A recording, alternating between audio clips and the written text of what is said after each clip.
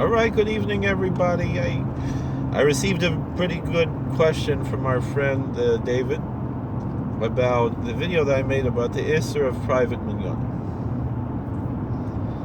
And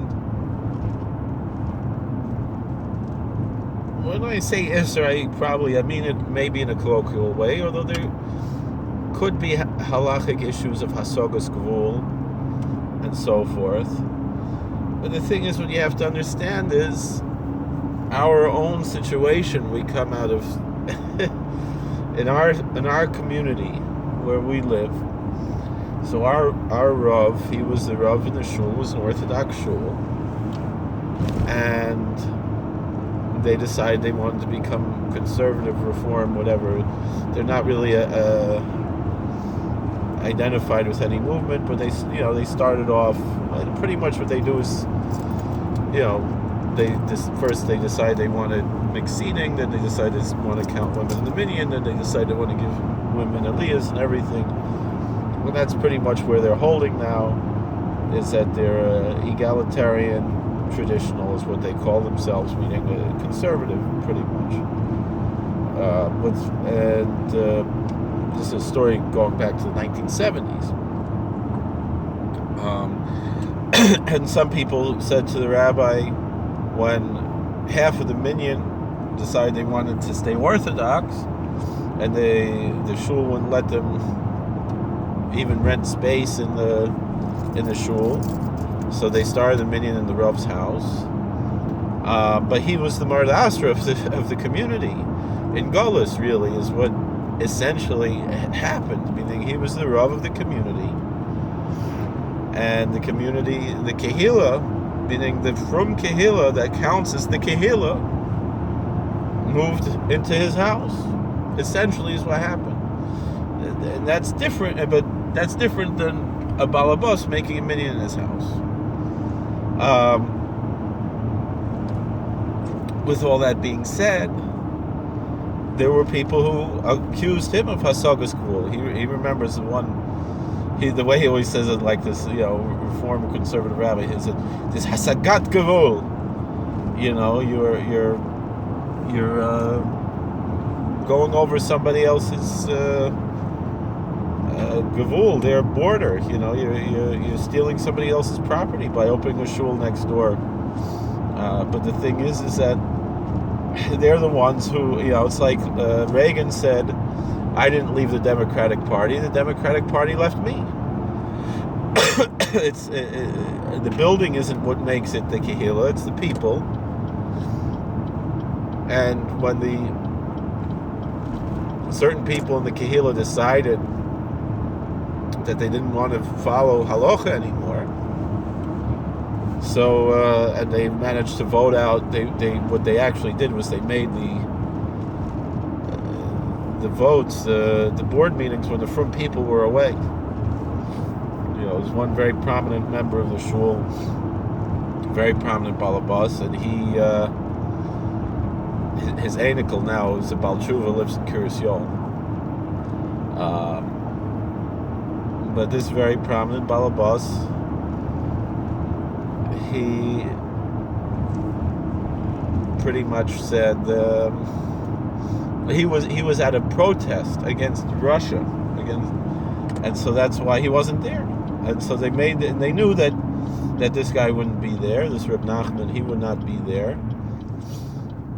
And so they, because him and his wife, they would have made a big stink and made sure that the state is an Orthodox shul. And they probably would have had influence on everybody and would have stayed Orthodox.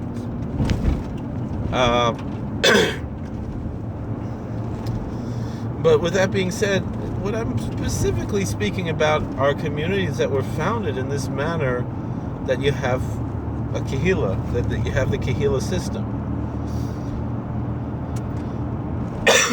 And you couldn't, in the old days in Europe, you couldn't just start your own minyan. That was one of the big reasons why the Hasidim were found in Chayrim, because they wanted to start their own minyanim. They didn't have a reshus from the Marad Asra, and they were starting their own kehillas, and it was a problem. Halachically, it was a problem. what eventually happened is that the Kehillas, they would find a Rav who was a Hasidic Rav, and they'd make this Hasidic Rebbe the Rav of the town. Then it was okay. It wasn't the issue really as much worldwide, but it was the issue in the individual places. That if you had the Berditchever Rav was the Rav of the Kehillah. The Kalev Rebbe was also the Rav of Kalev. These different Rabbanim, they were the Rav.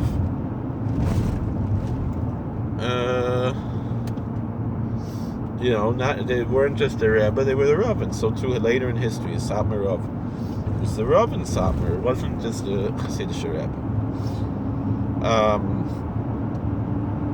And generally also in Galicia, other places, you would have the Rebbe would also be the Rav. And in other places, like in Poland and Russia, generally what eventually happened was that the Rav would be a chassid of the Rebbe. And so then it was also accepted because the Rav would recognize that the Rebbe is a tzaddik and the Rav is the Rav. And it's two different things. And then that's how it was in Europe in the old days. But in other communities, it wasn't like that. And L'maisa, you didn't really have Rishus Stam to make your own minyan and this and that, a Rebbe with Hasidim, this and that. And it was halachically problematic what they were doing. But again, eventually, historically, the communities, they decided, okay, we're going to accept that you could have a Hasidic minyan, but still the Rav is the Mardas of the town. And so again, when it was with the permission, was with the Rishus of the Mardas, there's nothing wrong with it. I heard, before the war, Rabbi Chanan Wasserman, right? He was a big tzaddik, he was a Litvish Gadol, right? There in Baranovich, where he's Rosh Hashiva, who lived there is Slonim Rebbe.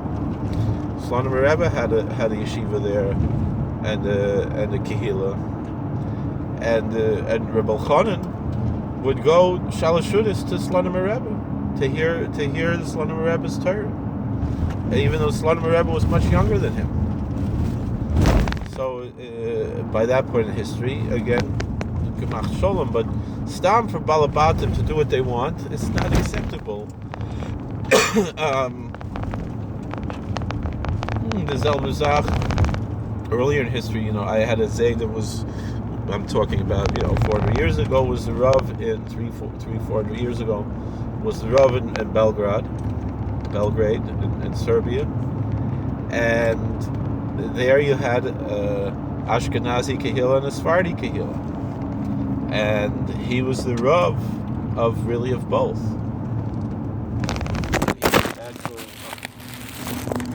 We're still moving. We're still going. Yeah. He would actually say drushes both in Yiddish and in Ladino. So, depending on where he was speaking, he was fluent in both languages.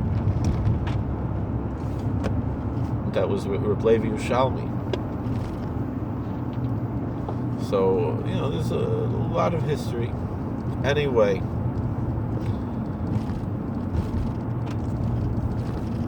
In America, it's a little bit different, but it depends on the town. Every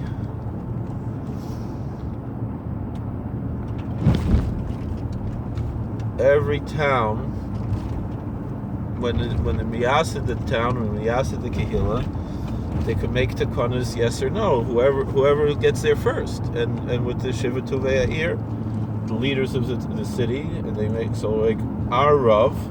In our community, they made him the Mardas for the community. There was Hachtarah ceremony, and the Shiva Tuvei Ha'ir, they were the leaders of the community, were machtim him as the Rav of the Kehillah, and so he's the Marda Asra of the community.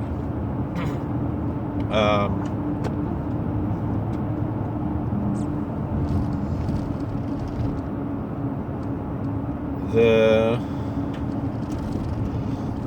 question is, what about when you're in some of these other neighborhoods, these other areas where it's not like that. So examples of places where you have a kehillah, that is a town kehillah. The two obvious ones that I can think of are New Square and Elizabeth, New Jersey. Those are the two obvious ones. Kiryas Yoel also was miyasid like this, but it was miyasid with the kavana that the Samarov was miyasid the kehillah of Kiryas Yoel with the kavana that people could open their own minyanim, people could open their own batei medrash, but there were certain certain tikanas of the kehillah, certain things, meaning if you're going to live there in Kiryas Yoel, it's assumed that the women are going to shave their heads. It's assumed, you're going to not eat gebrocks, and you're going to eat on Pesach, and you're going to, follow the certain kind of, the women don't drive. Although there are certain women in the area that do drive. Things like this, but the idea is that you had a clear kehillah, and the one major thing that in Kiryas Yoel, that Rabbi Aaron has been the Rav there for a very long time, even before he was Rebbe, when his father was still alive, he had the title that he was the Rav of the kehillah, and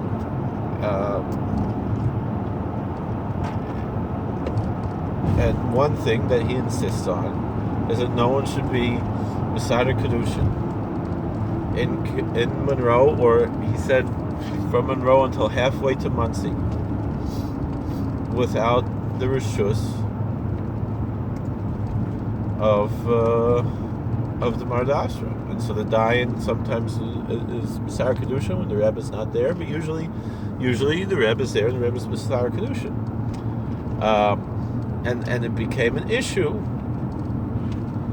when B'nai Yol, they opened their own wedding hall.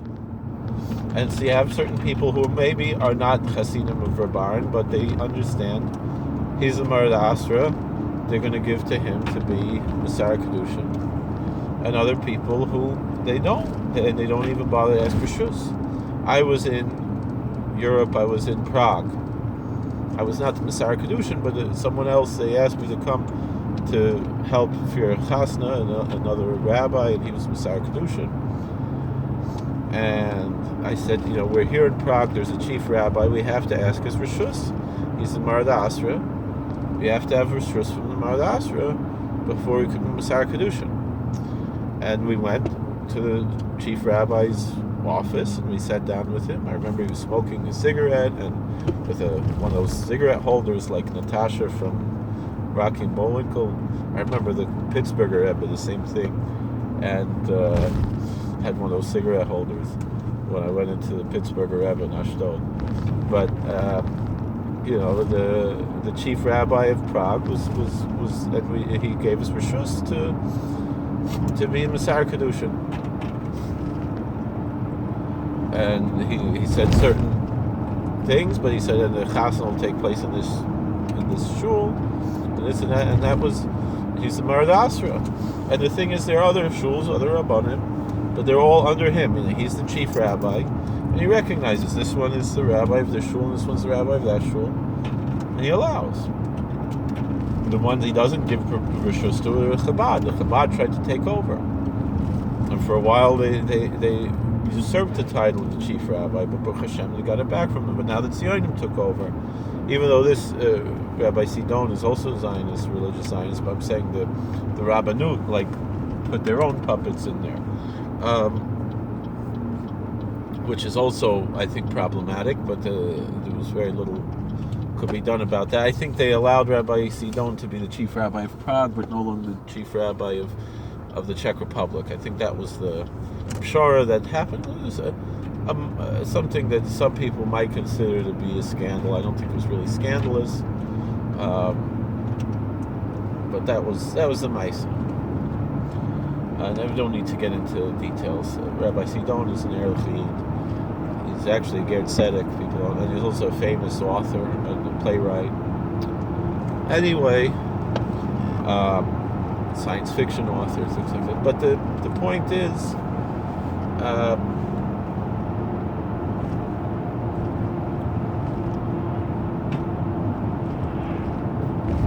you have to have rishus from Asra. Now, you described a Jewish community as a large community, a diverse community.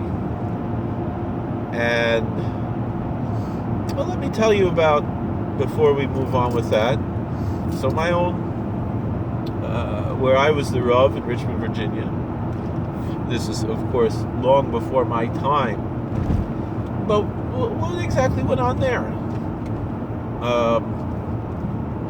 There was a kehillah there. There were a few shuls, and they all merged together to one shul. And then what happened was when all of these quote-unquote Orthodox kehillahs merged together, as was the custom at the time, they were all under the OU and whatever, but they didn't have a mechitza, as was the custom at the time. And Lamaisa, you want to argue, mechitza is halacha, it's minhag, this, that.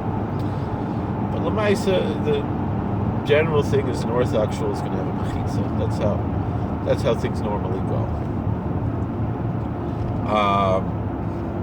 There are exceptions, but in general, that's how things are.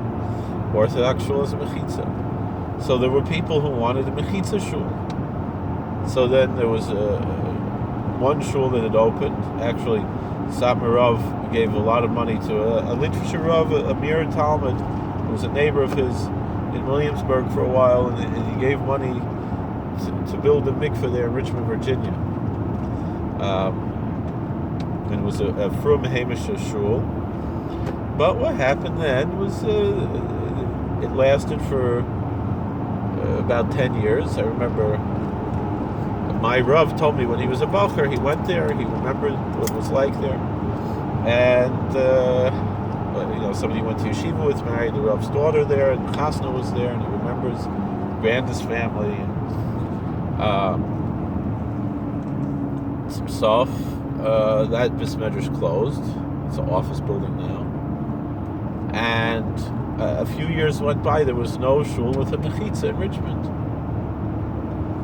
And so at that time, the shul where I was later the Rav, a congregation called Emes, opened up and later became Young Israel. And they had a good mechitza, and they had a mikveh and everything, and Yiddishkeit was reborn after, I think, 2 or 3 years went by when there wasn't even a mikveh in Richmond. And when the Beth Torah opened their mikveh, there was another mikveh. Knesset Israel had a mikveh, and when Knesset Israel merged with Beth Israel, became Knesset Beth Israel. They didn't have a mikveh, and Beth Torah they built their own mikveh. Like I said, the Satmar Rav paid for the Beth Torah mikveh. It was a Hamish Frum shul, but Beth Torah closed down. Neighborhood changed over, and then Kol Emes opened with a good mechitza, with a mikveh, with everything. So the question is, what right did Kol Emes have to open up this shul? And of course the answer was, there was no mechitza at KBI at the time. Later when they moved to Patterson Avenue, they had a little mechitza, but still, so KBI is older Kehillah. I mean, it was 3 Kehillahs that merged together, and Beth Torah closed, but what right did Beth Torah have to open? Again, also because there was sorrows with what was going on, and also it was further down, it was a different neighborhood, and the Jewish community was moving further west, and that's what. So, in this situation, things were. Kadasa Kadin, it was more than Kadei Luchmil, I think, from old Knesset Israel to Beth Israel. Like, Beth Israel was very close, to Beth Torah. Beth Israel and Beth Torah were very close to each other. But Beth Israel didn't have a mikveh. and didn't have a mechitza either. Knesset Israel, the mechitza and mikveh.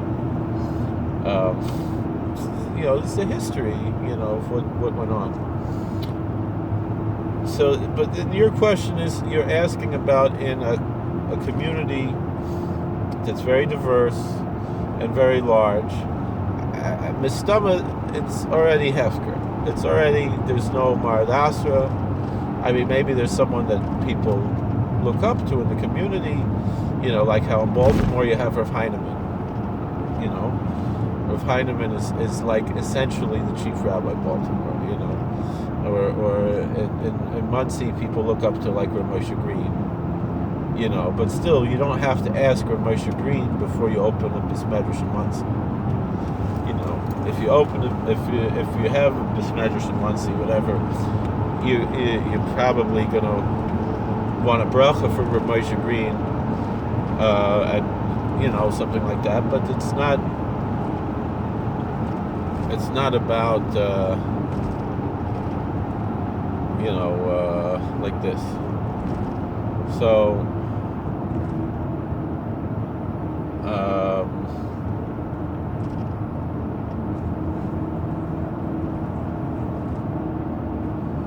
But in Elizabeth, all right, there's a few shuls, and now each shul has its own rav, but still, essentially, Rabbi Tice is the chief rabbi of Elizabeth.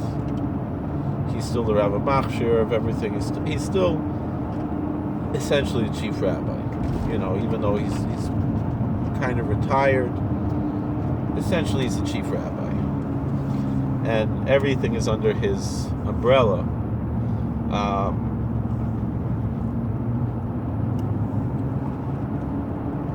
In Washington Heights, Breuer's is a kehillah, like how the Hasidim have kehillas. It's that type of thing, but it's but you could open another Bis Medrash in Washington Heights without rishus. It's not, like in the old days when there was the Rav Koilel, Rav Yaakov Yosef was the chief rabbi. That type of thing. Still in New York, even the other Rav Koilel. No, nothing's going to stop you from opening a shtibel and this and that, Again, you have a large community. Now, the issue that you're talking about, I don't know exactly what the issue is. Is there more than one shul in town? Yes or no? I don't know where you live. You can maybe tell me privately. And you said that there's issues with getting a minyan, and part of it is hashkafic issues, the role of women in the shul. Now, the truth is, it's not only a hashkafic issue, it's a halachic issue. But I'm not sure what the issue is. Is the issue that people want a more egalitarian approach, and that's why they don't want to go to shul because it's too orthodox? Is the issue that the kehillah is becoming more egalitarian and the more orthodox people don't want to go to shul? I don't know what you're telling me about. What kind of issue we have here? Certainly, I would say if the main kehillah is becoming more liberal and there is a desire, there's 10 families, 10 men who want to break away and have a more Haredi minyan. I don't see any problem in them doing that. However, they should hire a rav.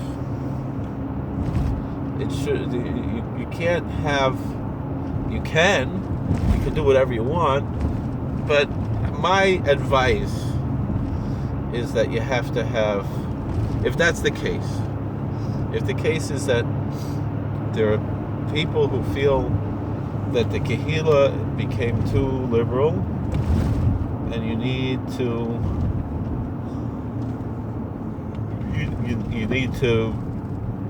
break away because the main Kehillah became too liberal. In a certain sense, we could say, like we said before, like Reagan said, I didn't leave the Democrat Party, the Democratic Party left me. And so too, although we can discuss the halachic and hashkafic issues of egalitarianism, essentially the way that all the Gedolei Yisrael, including most of the modern Orthodox Gedolei Yisrael, held was, this is not the way to do things. And so, if you're in a big enough Orthodox community where a more right-wing shul is sustainable, it would be wise to get it. And let's say, I don't know, if there's a Maggid Shir in the yeshiva or someone who's willing to be the Rav of that shul, you have someone local already, you can make them the rabbi of the shul. Maybe you don't have money to hire a rabbi, but you have a local rabbi, who will be the rabbi of the shul and take the responsibility for what goes on in the shul. But everything, depends on, what's sustainable.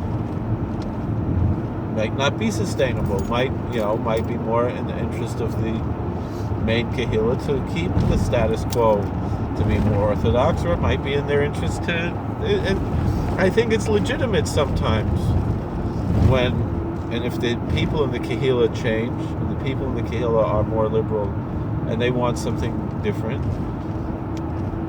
they have the right to say, this is what we're doing, but they should understand that it's especially when they're becoming more liberal, they have to understand that the consequences are they're going to be losing, let's say, 15, 20 families. Because they made this decision that the shul is becoming more liberal. And so because they're going to lose these 15, 20 families, those 15, 20 families should get together, form a Kehillah, and get a Rav. That's if it's big enough that's sustainable to have that. If it's just this one wants Ashkenaz, this one wants Sfard, you talk to the Rav there in the shul, can we make a Nusach Sfard minyan or a Sfardi minyan here? Again, if it's sustainable to have something like that, you have 10, 15 guys want a different Nusach, and it's up to the Rav to say yes or no. Maybe the Rav will say no, we can't afford to lose these men for the minyan, or just no, it's not acceptable here, we're not doing that. And each Rav has the right to decide how he wants to approach that issue. But still, even so, if you're going to have a separate minyan like that, it's kedai to have someone who is like an assistant rabbi in the shul, an assistant rabbi of the Kehillah, who answers to the Rav, the Morad Asra. But this assistant rabbi is the rabbi of the Nusach Sfard minyan or the Sfardi minyan. But really, those minyanim shouldn't be existing without a Rav either. That's what I received from, even though, it's kosher to do that, you're allowed to do that. But I remember, Rabbanim who I respect in Queens, and they said, they find it very distasteful when a minyan opens and doesn't have a Rav. They should make a point, and the thing is, I'm talking about like Kugar's Hills. You can find a koilig Raman who's going to be the Rav of the Kehillah, even if you can't afford to pay for a Rav. But you go to Chavetz Chaim, or you go to Lander College, or you go to Orach Chaim, you find a koilig Raman, and who has Hayra, who has Smicha, is interested in Rabbanis, and this is going to be maybe his first Kehillah, and you give him the position, even if you can't afford to pay a decent salary. But it's important to have leadership, to have a rabbi of a shul. So that's my answer to you. Now, if it's the other way around, if you're saying, that more liberal people don't want to come to shul because it's too Haredi. L'maisa, they have the right to start their own minyan also, but it's clear that they're doing something wrong. I mean, halachically, it's very problematic what they're doing.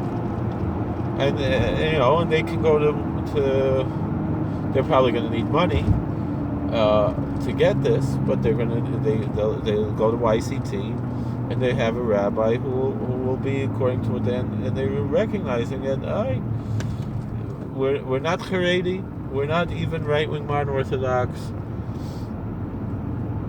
It's not we want something different, but the recognition is that type of shul, they're leaving the Klal Yisrael in a certain sense. I mean, in the sense, like, the story goes, I don't need to name names, but everybody knows what I'm talking about. But there was a certain event was going on, and a certain big Rosh Yeshiva said to a certain big Rebbe, I want you to attend this event. Your brother's going to be there with his Hasidim. I want you to be there with your Hasidim. And this Rebbe said, I'm not interested.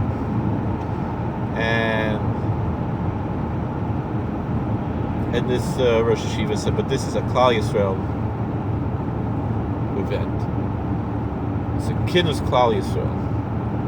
So then this Rebbe said, is this certain Hasidic community going to be participating? And the Rosh Yeshiva said, that community is not part of Klal Yisrael. And it's a community that starts shuls all over the place without rishus, and makes a lot of problems, and sometimes will take over shuls. You know who I'm talking about. And it's problematic what they do.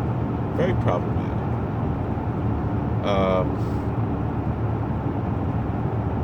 But that's what they do.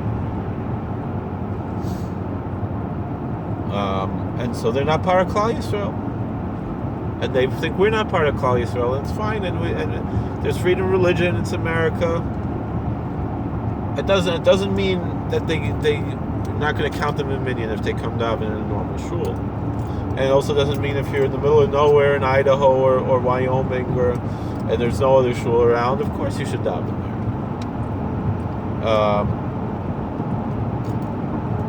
But when they come into a community that already has a shul, sometimes they take over the shul, do things like that. It's very problematic what they do.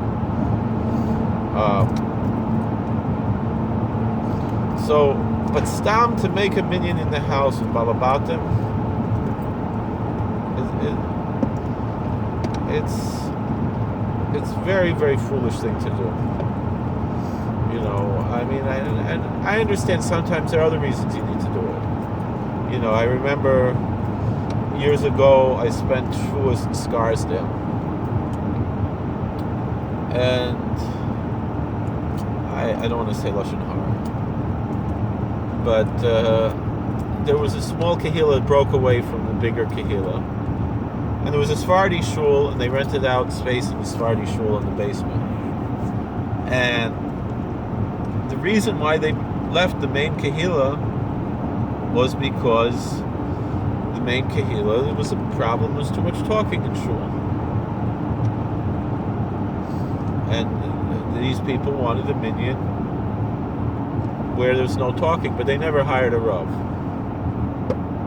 As far as I know, eventually that kehillah, it shut down, but they tried for a while to have their own independent kehillah. And they had different speakers come Shavuos night, and I came and I spoke Shavuos night.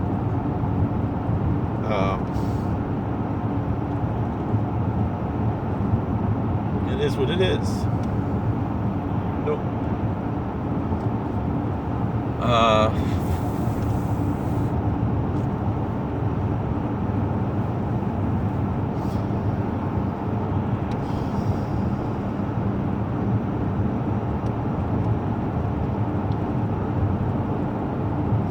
So, it's difficult to say, how do we handle these things?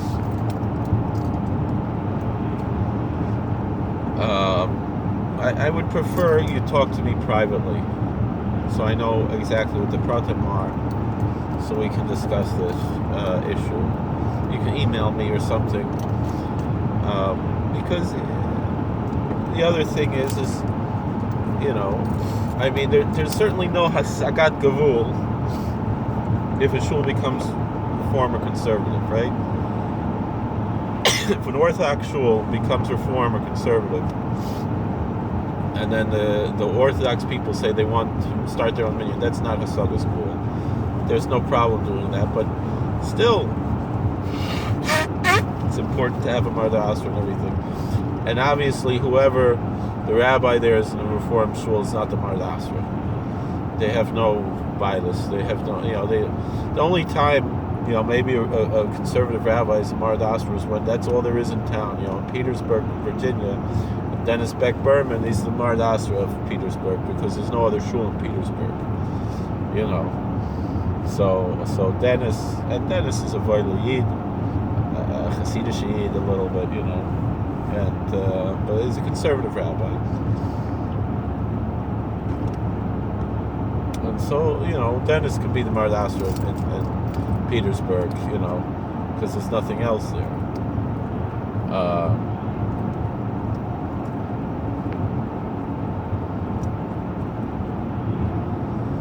So that's the situation. Talk to me privately, because I don't understand exactly what's going on, why people and the thing is that Lamaisa, if you have a few shuls in town, I don't know if it's really sustainable to have another shul. I don't know how big the community is, and you don't need to tell me where it is or whatever, but Lamaisa, if there's another shul that's a little bit more to the right, or whatever it is, there's you go to whichever shul works for you. But it's true that in Teaneck there's no marda asra. But there's a rabbinical council, and people are respectful of the rabbinical council. In Kiran Hills there's no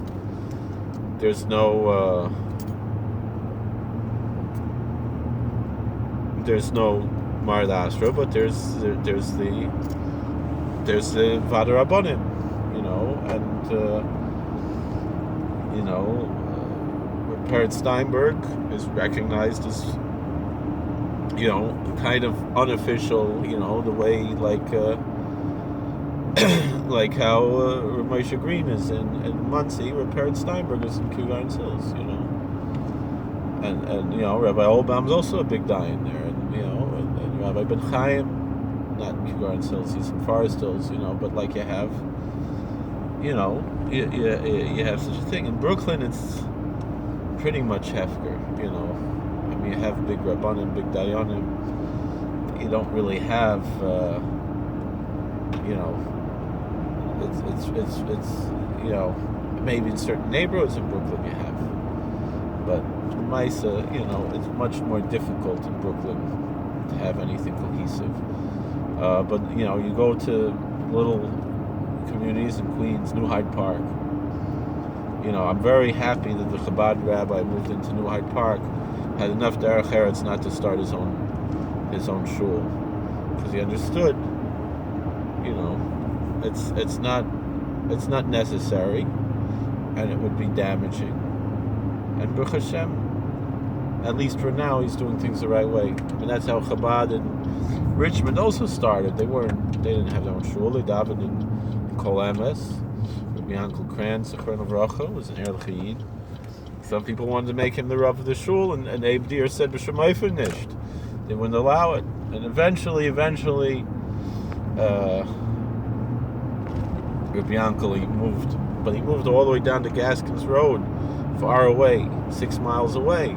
But Dafka, not to do any damage to Kol Emes or to KBI. I don't know how much you care about KBI, but Kol Emes. So, I don't know. But like I said, if you tried in Elizabeth, you're saying, I want a Nusach Sfard minyan, I want a men's mikveh, this is no. That doesn't happen in Elizabeth. This doesn't happen in Elizabeth. you know.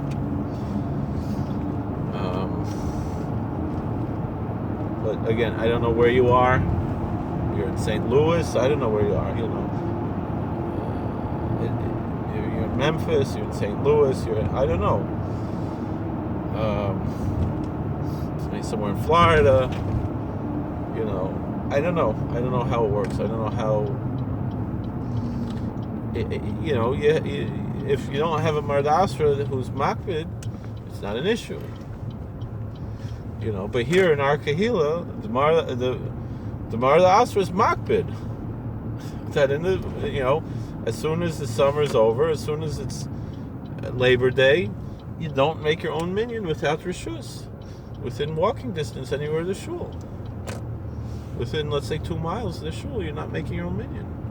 2.5 miles, whatever it is. So, you know, and if someone would try to open a bismedrash, it would be a big pachin ponim. Someone else would open a bismedrash all year round here. We barely, you know, we struggle with the minyan anyway. You know. So, you know, and I think it's probably more ideal, you know, where we are, to daven in shul on Shabbos without a minyan, but we, you know, like this past Shabbos, you know, because we're doing kiruv, you know, there's a bacher at a bar mitzvah there, you know, public school boy. He gets to hear a drasha Shabbos. You know, where does he get to chapa Yiddish Avort all week? And if we would be selfish and go daven in somewhere else, it's it doesn't work that way. So yeah, what would this kid get? He wouldn't have Yiddishkeit, you know, a whole week. So